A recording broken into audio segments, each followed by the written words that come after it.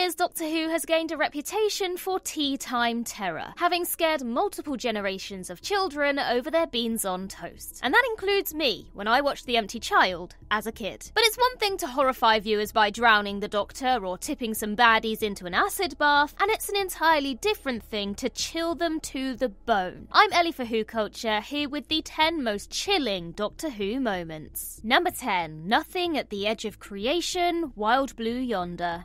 There are some properly horrible moments in Wild Blue Yonder. Who can forget Donna melting into the floor with a cruel cackle, or the giant mushed-up Dr. Donna blocking the corridor? It's enough to make a horse sick. But for pure chilling existential dread, it has to be the moment where the Doctor and Donna look out of the spaceship's window to stare into the darkness at the edge of the universe. The Doctor's description of the pitch-black nothingness is chilling on a level you might not even know you have, because it emphasises the terror of the emptiness of space. Being lost 100 trillion years from home is a terrifying thought. In that moment, it feels like there's absolutely no hope of Donna ever getting back to Earth. The scene is also unsettling because of the loneliness it evokes. Not only are the Doctor and Donna all on their own, but we'd all like to think that there's other life out there in the universe. So the idea of a place where nothing exists but our darkest impulses, personified by the not things, is scary to think about. Like all the great chilling moments in film and television, the concept of the nothingness at the edge of the universe also gets more unsettling the longer you think about it. Number 9. Android Sarah Jane, The Android Invasion. The android invasion is full of strange and creepy moments. From the unit soldier nonchalantly walking off a cliff in front of a horrified Sarah Jane and the Doctor, to the truck full of mindless drones being driven into the village, it's an underrated gem from the Tom Baker era. But the most memorable and properly chilling moment in the whole serial is when the 4th Doctor realises that Sarah Jane has been replaced by an android. It's such a great ending to the episode. From the Doctor offering Sarah some ginger pop and realising she's been replaced, to him throwing her to the ground where her face falls off. The unnatural way that this Sarah droid rolls around the grass further adds to the unsettling tone of the cliffhanger. It's even more impressive because the android facade should be utterly ridiculous. 2 eyeballs fixed in some plastic cogs and motors, and yet the image of that android dressed in Sarah Jane's costume is proper nightmare fuel. If we can't trust Sarah Jane Smith, then who can we trust? It's an iconic moment, and one that must have left its mark on Stephen Moffat. The scene in The Almost People where the 11th Doctor melts Ganger Amy Pond surely owes a debt to the 4th Doctor and android Sarah. Number 8. I Didn't Escape, Sir, The Time of Angels. Sure, it's almost a direct lift from Miss Evangelista's ghosting in Silence in the Library, but the fate of Cleric Bob in The Time of Angels takes that idea and makes it even more chilling. The angel swiftly breaking down the Doctor's hope that Bob survive, with the reveal that it's now speaking through the dead soldier's voice, is disturbing stuff. And in the age of AI voices running rampant, the concept of someone putting words in long dead mouths is even more chilling than it was on broadcast in 2010. There's a genuine cruelty in Bob's death that isn't there in Evangelista's ghosting, because it's Bob's killer using his voice to goad the Doctor and the other soldiers. Think about how matter-of-fact Angel Bob is when he explains how a weeping angel can communicate with the Doctor via the radio. The angel has no voice. It stripped my cerebral cortex from my body and reanimated a version of my consciousness to communicate with you. Sorry about the confusion. Once again, Stephen Moffat excels at sending a chill right down your spine through words and ideas, rather than blood and guts. The image in your mind's eye of the angel stripping out Bob's cerebral cortex is far more horrifying than anything they could have put on screen, and that includes Graham Norton popping up during the cliffhanger. Number 7. The Death of Lawrence Scarman, Pyramids of Mars. It bears repeating every now and then that the Doctor is an alien who doesn't have the same moral code that we do. The Doctor's loftier view of everything in existence can sometimes put him at odds with his best friends, from Brigadier Lethbridge Stewart to Rose Tyler. Perhaps the best example of this comes in Pyramids of Mars, which contains an incredible scene that hammers home the Doctor's chilly detachment from the affairs of humanity. When Sarah finds lovely old Lawrence Scarman dead by his brother's hand, the Doctor's coldness takes you aback. Tom Baker's Doctor may be all teeth and curls, but he's not above a snarl every now and then, and his matter-of-fact assertion that Lawrence has been strangled to death before casually pushing his corpse aside is a trillion miles away from Ten's mournful catchphrase of, "I'm sorry.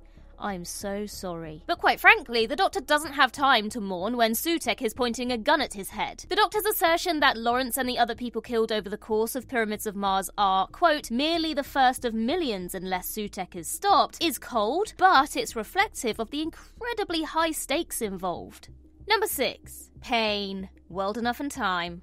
No modern showrunner understands the true horror of the Cybermen like Stephen Moffat. His best cyber story to date comes right at the end of his era, when he depicts the Mondasian origins of the classic Doctor Who villains in World Enough and Time. There are some shocking and frightening images in the penultimate episode of Series 10, from Bill getting shot in the chest to the mysterious patients with their bandaged heads. But by far, the most chilling moment is when Bill unmutes the half-converted Cybermen in the hospital ward. Their repeated utterance of the word pain is a horrifying twist that gets across the true horror of being converted into a Cyberman, without having to show the spinning blades in the conversion factory like in Rise of the Cybermen and the Age of Steel. Even just by looking at a Mondasian Cyberman with their suffocating surgical sock heads, heavy chest units and headlamps, it's hardly surprising that the conversion process is so painful. While the final stages of cyber conversion may shut down the body's pain receptors as well as its emotions, there's still the grim reality that they're in a constant state of pain up until that point. In fact, it's a state of pain so overwhelming that pain is literally the only word they can say. You know, at times, it's hard to believe this is the same show as the farting aliens and the Doctor playing football. Number 5. The Autons attack, spearhead from space. It's incredible that the Auton policeman in Terror of the Autons earned Doctor Who a telling off from Scotland Yard, but this moment in episode 4 of Spearhead from Space got a free pass. As the Nestine consciousness puts its plan into place, shop window dummies burst out onto the street and begin indiscriminately gunning down mourning commuters. The unblinking plastic faces of the Autons juxtaposed with the horrified faces of the ill-fated civilians gives the scene a nightmarish quality. It's very rare that Doctor Who kills off innocent bystanders who have no connection to the overall storyline, and certainly never as coldly as this. So the horror of Spearhead's commuter carnage stands out even more, especially as the killing is so wanton and merciless. It's a frightening sequence that still chills the blood over 50 years later. Concerned about gun crime in America and homegrown terrorism on both sides of the Atlantic means that watching a bunch of humanoid aliens massacring innocent people in the street can feel a little too close for comfort. This is further highlighted by the fact that the modernized sequence in Rose just can't compete. Despite being filmed in a real shopping centre, everything felt a bit too constructed, and the tone felt a little more comedic. However, the simpler location and harsh daylight in Spearhead from Space makes the sequence feel very, very real. Number 4. Tick-tock goes the clock. Night terrors. It's a universal truth that nursery rhymes can be deeply, deeply creepy. Although there's no historical evidence to prove it, many people believe that Ring a Ring a Roses is inspired by the Great Plague of the 1660s. Why? Because nursery rhymes are creepy as hell! Doctor Who understands this, which is why Night Terrors introduced the chilling nursery rhyme Tick-tock goes the clock. Night Terrors is already a pretty creepy episode thanks to the nightmarish Peg dolls, but not merely content with the image of Victorian toys and their slightly too large heads, writer Mark Gatiss also has them sing this spine-tingling number. Tick-tock goes the clock, and all the years they fly. Tick-tock, and all too soon, you and I must die. The image of the Peg doll turning Purcell into a wooden avatar as it sings this rhyme while giggling childishly is freaky with a capital F. The horrible cracking sounds and childlike glee is a masterful bit of sound design from composer Murray Gold and sound effects editor Paul Jeffries. The rhyme's return at the end of closing time was enough to turn your heart to ice as River lay in wait ready to kill the Doctor at Lake Silencio. These two episodes may not be anyone's favourites, but the through line of the nursery rhyme was a scarily effective piece of connective tissue throughout Series 6B. Number 3. Don't cremate me. Dark Water.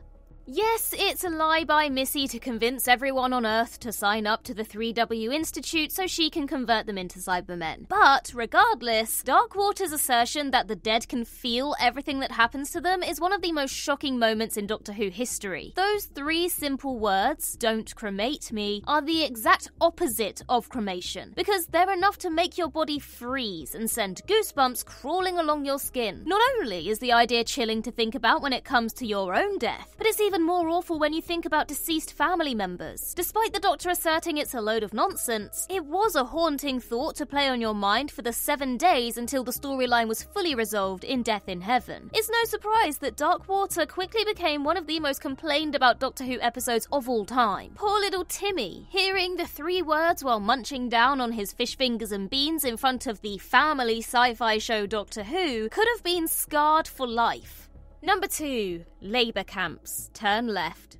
Perhaps setting up the central premise of Torchwood Children of Earth a year later, Turn Left depicts just how horrendous the UK government can be towards its population when the Doctor isn't around to take a stand. In the wake of the nuclear devastation wrought by a full-size replica of the Titanic, Donna and her family are forced to relocate to Leeds. In the face of adversity, they begin to bond with the Colasanto family, one of many families they have to share their overcrowded home with. So it's utterly devastating, and a chilling moment that continues to become more resonant as the years tick by when the Colasanto family is sent to a labour camp. The concept of a beleaguered UK government sending immigrant families to work in camps is bleak enough as it is, until Wilf reminds us that labour camps is what they called them last time. Of course, Wilf is referring to the Holocaust and the concentration camps used by the Nazis to commit genocide against Europe's Jewish population. It's a single line, delivered beautifully by Bernard Cribbins, that absolutely breaks your heart, as it forces us to consider how our real-world UK government would handle such a desperate situation. Russell T Davies has always excelled at weaving these societal and political nightmares into Doctor Who, as seen recently in Dot and Bubble, but he's yet to top the feeling of hopelessness conjured up by Turn Left's bleak alternate reality. Number 1. Throw him out. Midnight. Midnight is one of the scariest Doctor Who episodes of all time, because it shows how confined spaces and paranoia can turn us into monsters. The most chilling moment in the episode is when the coach passengers make the drastic decision to throw the 10th Doctor out of the airlock, which would kill him instantly. The Midnight entity hasn't made them act in this way, and there aren't mind control powers here. Instead, the mysterious creature has built an atmosphere of suspicion and fear that turns these frightened holidaymakers against the only person who stands a chance of saving them. It's genuinely disturbing to see how quickly people can be turned into monsters when their backs are against the wall. Truly chilling Doctor Who scenes stay with you long after the credits have rolled, and the helpless, terrified Doctor being dragged up the aisle towards the airlock is one of those moments. It's a scene that makes you reflect on how you would react in similar circumstances. Would fear take over, or would you stay rational like the hostess, who ultimately sacrifices herself to save the Doctor? We all like to think we'd be the good guy, but if the chips were down, some of us surely wouldn't. And that concludes our list. But now we are in the spooky season, let me know your favourite scary moment or episode in the comments down below. In the meantime, I've been Ellie for Who Culture, and in the words of Riversong herself, goodbye, sweeties.